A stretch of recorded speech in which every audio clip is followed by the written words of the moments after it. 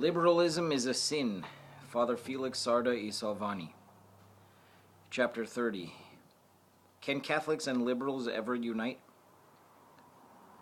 A question very pertinent to our times and our surroundings is, should Catholics combine with the more moderate liberals for the common end of resisting the advance of the revolutionists or extreme liberals? With some this is a golden dream, with others a perfidious snare by which they seek to paralyze our powers and divide us. What should we think of these would-be unionists, we who wish above all things the well-being of our holy religion? In general, we should think such unions are neither good nor commendable. Liberalism, let its form be as moderated or as wheedling as possible, is, by its very essence, in direct and radical opposition to Catholicity. Liberals are the born enemies of Catholics, and it is only accidentally that both can have interests that are truly common. It is possible, however, in very rare cases, that a union on the part of Catholics with the liberal group against the radicals may prove useful under given conditions. Where such a union is really opportune, it must be established on the following basis. 1. The bond of union should never be neutrality or the conciliation of interests and principles essentially opposed, such as are the interests and principles of Catholics and liberals.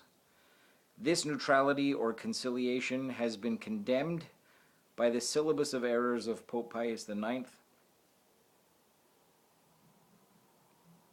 and is consequently a false basis. Such a union would be a betrayal, an abandonment of the Catholic camp by those who are bound to defend it. An instance would be to compromise Catholic education with secularism by banishing religious instruction and influences of the schoolroom. The basis of such conciliation is false, as it necessarily sacrifices Catholic interests and principles. It concedes to secularism what is essential to the integrity of Catholic education, vis-a-vis the formation of the Catholic character in children, and admits the validity of the principle of neutrality.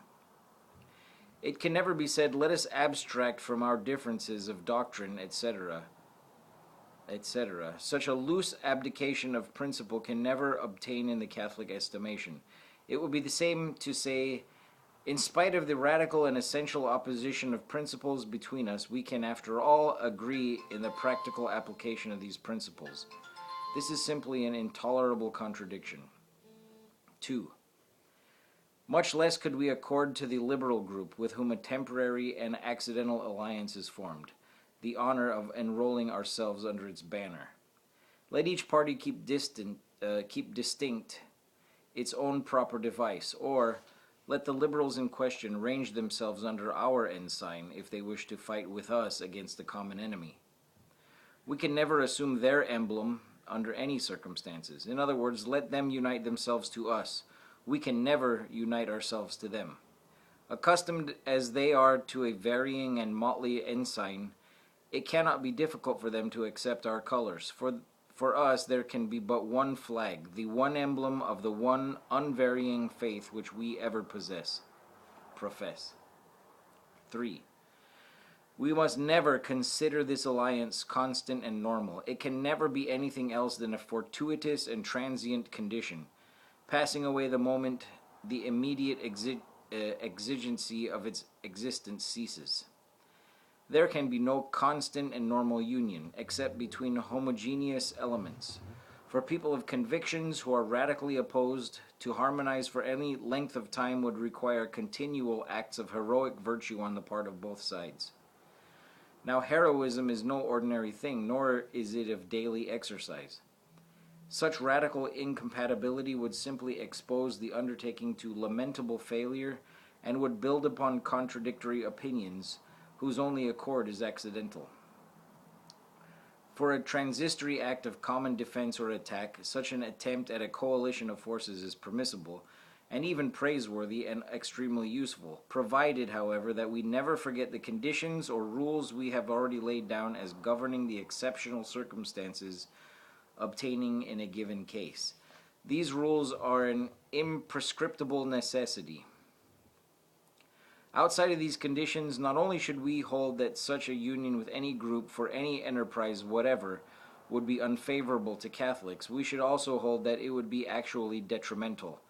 Instead of augmenting our forces, as would be the case in the union of homogeneous elements, it would paralyze and nullify the vigor of those who would be able, if alone, to do something for the defense of the truth. Without doubt, as the proverb runs, unhappy the one who walks alone. But there is another proverb equally true, which says, better seek solitude than bad company. It was St. Thomas, we believe, who said, bona est unio, sed potior est unitas. Union is good, but unity is better. If we have to sacrifice true unity for the sake of an artificial and forced union, not only is nothing gained, but much is lost. Experience has always shown that the result of such unions, outside of the conditions just laid down, is barren.